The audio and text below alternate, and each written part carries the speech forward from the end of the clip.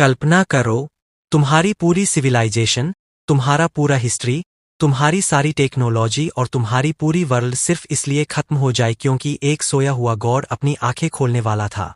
और सबसे डरावनी बात, उस गॉड ने सिर्फ वर्ल्ड नहीं बनाई, बल्कि उसके बॉडी के टुकड़ों से गॉड्स, पाथवेज और पूरी रियलिटी का जन्म हुआ। दोस्तों, आज हम बात करने वाले हैं लॉर्ड ऑफ द मिस्ट्रीज के सबसे बड़े रहस्य, ओरिजिनल क्रिएटर की। शुरुआत में सिर्फ ओरिजिनल क्रिएटर मौजूद था। वह कैओस भी था और ऑर्डर भी, लाइफ भी था और डेथ भी, हर अथॉरिटी और हर कॉन्सेप्ट उसी का हिस्सा था। लेकिन उसकी नेचर में एक नियम था, कन्वर्जेंस और डाइवर्जेंस का, जिसके कारण उसके अंदर से अलग अलग पर्सनैलिटीज जन्म लेने लगे। इनमें सबसे पावरफुल थे celestial worthy of heaven and earth for blessings और प्राइमोर्डियल वन, जिसे बाद में गॉड अलमाइटी कहा गया। ये दोनों वास्तव में ओरिजिनल क्रिएटर के ही अलग अलग पहलू थे। कॉस्मोस के गहरे अंधकार में mother goddess of depravity, son of chaos और कई आउटर डीटीज भी उसी महान अस्तित्व से जुड़ी पावर्स के साथ उभर कर आए। लेकिन फिर वह घटना हुई जिसने पूरे यूनिवर्स की किस्मत बदल दी। ओरिजिनल क्रिएटर के अंदर मौजूद सारी पावर्स और अथॉरिटीज फिर से एक होने लगे। रियलिटी का हर टुकड़ा उसकी तरफ खींचने लगा और आखिरकार वह अपनी ही पावर्स के टकराव को सहन नहीं कर पाया। वह टूट गया। उसके डिवीजन से अनगिनत बेयॉन्डर कैरेक्टरिस्टिक्स, यूनिकनेस और सेफिरोट पैदा हुए। कैओसी, सेफिरा कैसल और अन्य सेफिरोट रियलिटी में बिखर गए और इसी महाविनाश के साथ Lord of the mysteries universe का जन्म हुआ।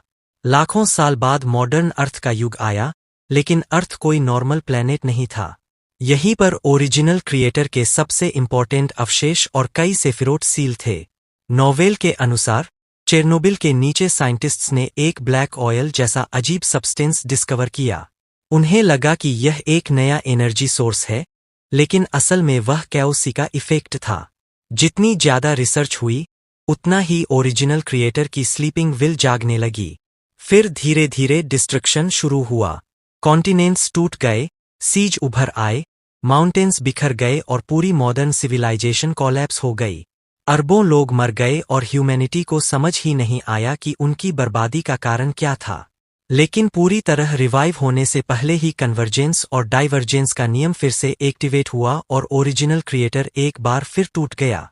इसी कैटास्ट्रोफ के बाद अर्थ के चारों तरफ एक वर्ल्ड बैरियर बन गया।